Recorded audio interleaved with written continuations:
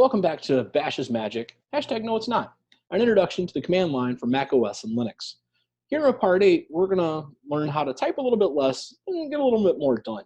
We're going to do that through aliasing, a thing called exporting, and setting this up in a bash profile or bash RC file. Let's go ahead and jump to our terminal. Here we are yet again in our training folder we've been using for this video series. Sometimes when we type the same thing over and over and over again, such as ls minus a, maybe it makes more sense to type just la and have that stand for the same thing. Or if we find ourselves typing a very long string, such as, we will use a tool to go get a report and then, use grep on it the same way every time, we can set up our own flags around that. So aliasing as a concept, pretty straightforward. So we'll say LA equals, and in single quotes, we're going to say ls minus a. So every time we type LA, it will give us ls minus a, same as ls minus a. We can do this, but if I close this session, then Bash is now going to forget that I have set this alias. And we can set aliases to do a great number of things. So how do we have it go from session to session? Well, on a Mac, because we're always logging in every time we open a terminal, it will always be logged in as the user. We're going to go ahead and set up what's called a bash profile. So that is located in our home directory. And I'm going to go ahead and open this up in Vim. So vi, and then we're going to say in my home directory dot bash underscore profile. And here you see my actual bash profile I use for this machine. You see LA was actually already alias to that, LAX, LX, many other things that I have used over time.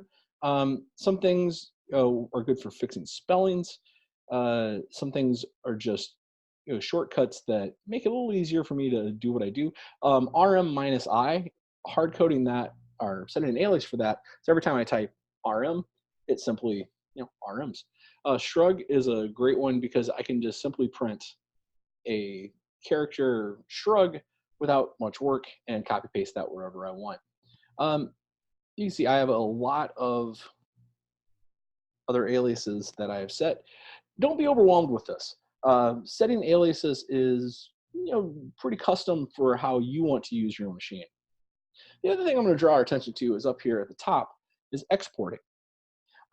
Export, well, does exactly what it sounds like. When this file gets loaded, which is every time Bash makes an interactive terminal that opens up that we can see, which is pretty much every time we'll use Bash on a Mac, it's going to load our options because it's logging in as us.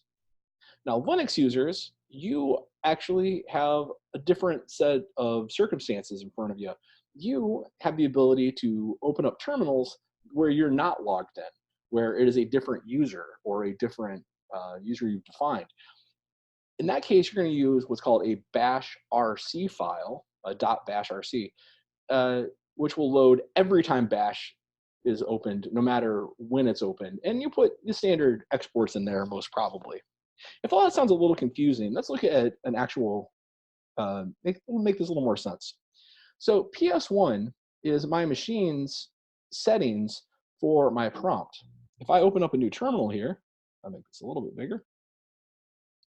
You can see that, well, I have that first command or first information, last logged in, and what type of connection right there at the top. And then I have a bunch of lines. Now that's not a typical setup. Typically I wouldn't have all of those lines, but for the purpose of these videos, I thought it would make more sense to put some spacing between my lines. So what I did is I modified my prompt from the way it standardly is, which is home directory colon, machine name colon, directory I'm in, user, and then a $, to include some /n's, which are the new line characters. So I've included 1, 2, 3, 4 of these.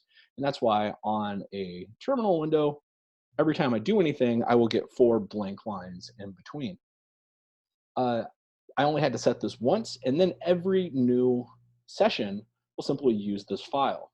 Now, if I wanted to make a change here and let's set a new alias, alias to be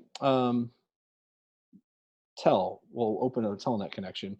We'll simply telnet, and we won't give it anything else.